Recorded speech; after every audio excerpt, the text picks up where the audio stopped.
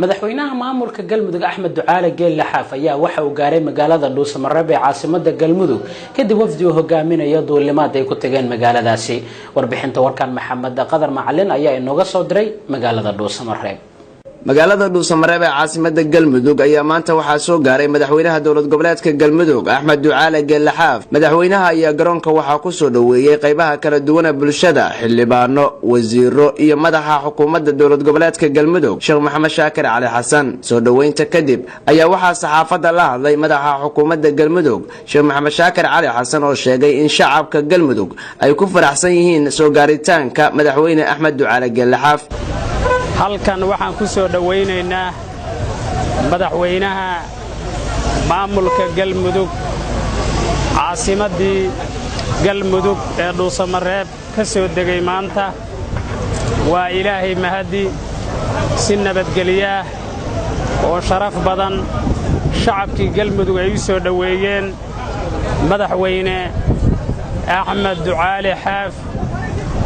aad iyo aad ayay shacabku kuugu heeloon yihiin aad iyo aad ay ku sugahayeen waxay sugahayaan kelimadaada sharafta badan leh ku soo dhawaaw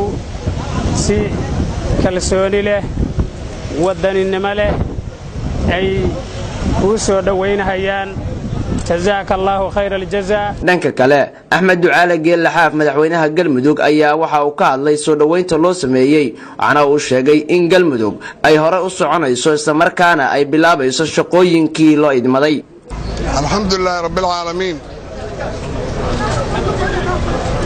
madaxda sharafta leh oo halkan ila joogta oo ugu horeeyo gudoomiyaha golaha wasiirada madaxweynayaashii hore ee ahlu sunna wal jamaaca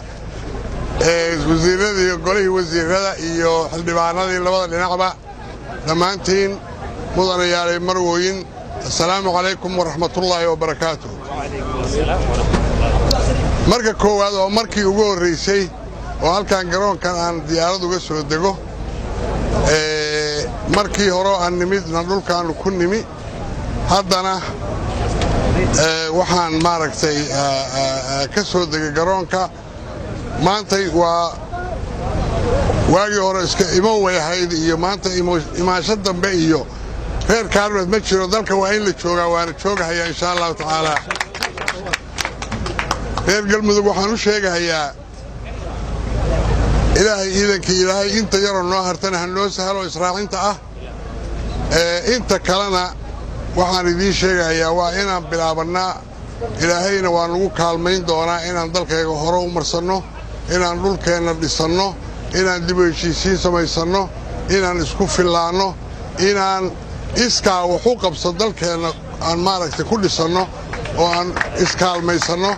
rag iyo dumar Cabdikariin Xaashi Cabdi Somali Cable TV Dhuusamareeb